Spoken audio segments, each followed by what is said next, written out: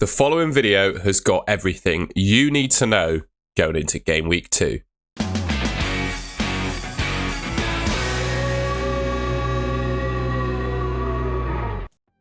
Now then, starting things off as I do with all these kinds of videos, I've got the top players for expected points by each position. Leading the way for the goalkeepers, we've got Edison, followed by Leno, Ramsdale, Alisson, Martinez, Steele, Turner, Kepa. He's off to Real Madrid now, so replace him quite simply with Rob Sanchez. Foderingham of Sheffield United, Onana and Flecken. Interestingly, two of the most popular goalkeepers in the game, Turner, 4 million for Forest and 5 million Onana for Man United. 27 ownership for Onana, 14 ownership for Turner.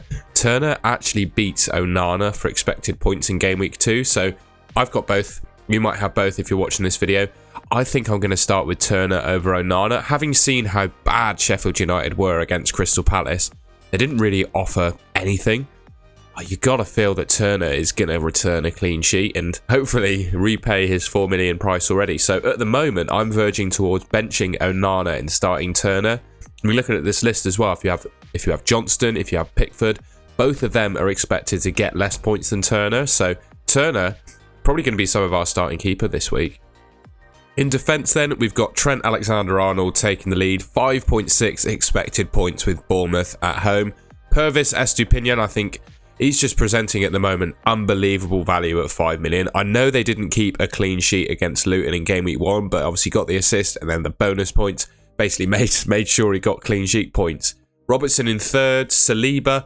I'm a little bit annoyed about Saliba because I didn't get wind of the Gabriel news because I was live at the time. So those that did go for Saliba, the 20% of the game that do own him, fair play to you.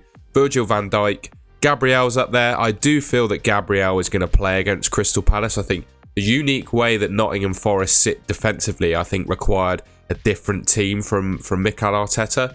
I think he's going to revert to the norm against Crystal Palace. A team, I know they're not amazing, but I think they're going to look to play a bit more football and defend on the front foot a little bit more than Nottingham Forest did. Lewis Dunk, I really like Reece James and Chilwell. They looked ridiculously attacking against Liverpool. Reece James came off, rumoured to have an injury. I mean, we'll see for a bit more information in the week about that one. Chilwell is my pick of that Chelsea defence, though. Of the two players, he actually looked the most attacking and had the ball in the back of the net as well. It was just unfortunate that he got ruled out for offside. So, yeah, that's the list of the defenders. Let me know in the comments if you've got any of these. On to the midfielders now then, and it's a little bit of a surprise to see Mo Salah not topping this list. He's got Bournemouth at home, but Saka takes the lead in terms of expected points. I said in my buy and avoid video that FPL have really made a massive mistake in his price, basically. 8.5 million for the upside that he has, the fact that he plays pretty much every minute of every game for Arsenal, takes the penalties. He should be 10 million, like genuinely in my opinion should be 10 million, 10.5 maybe, but he's not, he's 8.5 million. It's just, he presents unbelievable value and he's top for expected points in midfield. Salah in second, Martinelli in third, Rashford in fourth, Solly March. He did quite well in Game Week 1, didn't he? I think quite a lot of people went for Matoma instead. 3.1% ownership for March. Obviously, Matoma got the assist for the March goal in Game Week 1. Havertz, I'm just not too... I think he's a good signing for Arsenal in the sense that he's really versatile, but as an FPL option, I know a lot of people have got him. Just don't think he's looking that good. Matoma, Odegaard, Bruno Fernandes, Rodri from Man City. Be amazing if he becomes an FPL option. I'm not sure that's the case, though. And Jared Bowen in the bottom spot. Now, before this video started, you probably already knew who the top player for expected points out of the forwards would be. It's obviously Erling Haaland. He's like 2.6 more points expected above any other player. Isak, he looked really good. Unfortunately, he's got Man City away as his fixture, so I think he's going to have a tougher time of it than he did at St James's Park against Aston Villa. Welbeck in third. Ollie Watkins, my striker, in fourth with Everton at home. I personally think Ollie's expected points could be higher than that. Everton at home is a good fixture, and yeah, I really like Ollie Watkins for points in that game. Solanke, João Pedro. Obviously, João Pedro owners will be really happy with his penalty return. Harry Kane, obviously, he's gone. They need to remove him from the game. You can ignore him. Edouard, Julian Alvarez, if he plays for Newcastle, is expected to do quite well. Jackson and Wissa look really dangerous for their respective teams. And I've got to say, I think Jackson's going to play pretty much every game for Chelsea. And Wissa looked really good for Brentford, obviously getting a goal in their game against Tottenham. So both players present really good value, and the fixtures for Jackson going forward are fantastic. And also Brentford, they've got a nice run too. So both of those players definitely on my watch list. Now, the captaincy decision is a little bit tougher, in my opinion, for Game Week 2 than it was in Game Week 1. You've got Haaland and Salah separated by 0.3 expected points. And I would also suggest that Salah is an option against Bournemouth at home as well. They won 9-0 last year's season playing that fixture, and Salah didn't get a single attack in return. I don't know if you remember that. I think I'm going to go for Haaland, you know, the proven Premier League Golden Boot winner. I think it's going to get the armband from me. I couldn't begrudge anyone if they went for either Salah or Saka. I think they're very good alternatives for Game Week 2, but I think I'm going to go for Haaland. But yeah, looking at these expected points, I think there are 3 genuine captaincy options for Game Week 2. But it's up to you, really, who you go with. A quick look then at the top teams for clean sheet odds. Obviously, Burnley and Luton have a blank in Game Week 2, so they're not appearing on this list. Liverpool, interestingly, top. I think Bournemouth could well score at Anfield, I've got to say. I know Trent was top of the expected points for defenders. I just got a feeling that Bournemouth score. I feel like the way that they set up and play, they like to press high. I think that could cause Liverpool some problems. I think Liverpool will win the game, but I do think Bournemouth could quite easily score in that one. Got Arsenal in second place, Villa in third. I was really hesitant of going for Villa defenders after watching them against Newcastle. Obviously, Newcastle were fantastic in that game. They scored 5 goals, but that's not the reason I was disappointed in Villa. They were trying to play out from the back, and they really didn't look like their team was set up for it. They didn't have the personnel to do it, and they were really getting caught out by a team that pressed high. I feel like Sean Dyche will know what to do against the Villa, passing sort of tactic that they have. I think Everton could score in that game, but I do think, again, Villa will win that one. Man City and Brighton close out the top 5. Now, usually I like to say I back clean sheets for any team above sort of 30%. Anything below 30, you're definitely more likely to concede than score. So Chelsea, Forest, the other 2 teams with greater than 30% clean sheet odds. Obviously, only one team where they are predicted more likely than not to keep a clean sheet, and that's Liverpool. I think there's going to be a trend of that this season where there's going to be fewer and fewer clean sheets as the season goes on. A quick look at some players to target then. My number 1 target following on from the games that I watched in Game Week 1 was James Maddison. He looked absolutely fantastic in a Spurs shirt. Obviously got 2 assists in his debut, but more than that, he was just integral to every attack that they had. The midfielders, particularly Basuma, I think made over 100 passes in that game.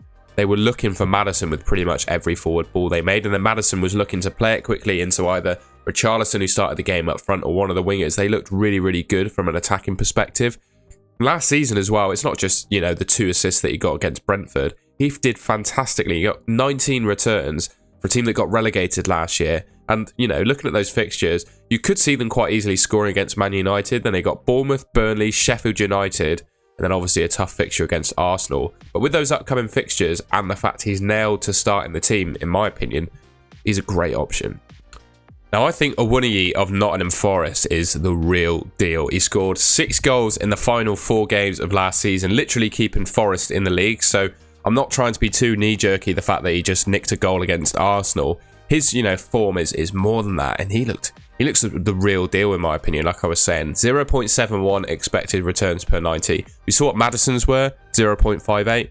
Awoniyi's even better. He's even better than the likes of Saka. He's better than Martinelli in terms of that stat last season. And you got to think, with that goal that he put in against Arsenal, I'd back him to start the next game. I feel like the one thing Forest were missing were a big player that could hold up the ball, and Awoniyi, I think, really ticks that box. And last season as well, he's obviously not completely fixture-proof, but last season he scored a goal against Liverpool, he scored a goal against Chelsea, and he scored a goal against Arsenal. When you look at those upcoming fixtures, some of them are obviously top teams, but he proved that he can score against them. So I wouldn't let those tough fixtures put me off putting him in my team, especially if you've got a forward in your team that you're not happy with.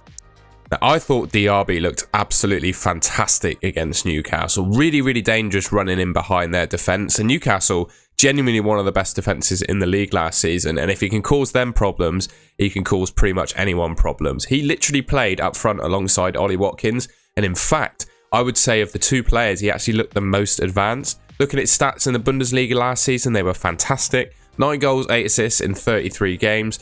I'd say of the 6.5 million mids, he probably put in my personal favourite performance.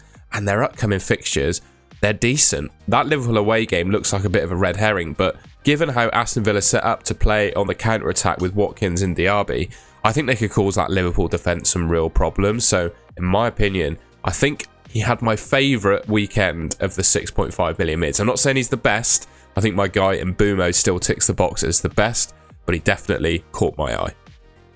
Now, I spoke about Jarrod Bowen quite a lot in my pre-season videos. He had such a tough start to the season that I couldn't justify putting him in my team.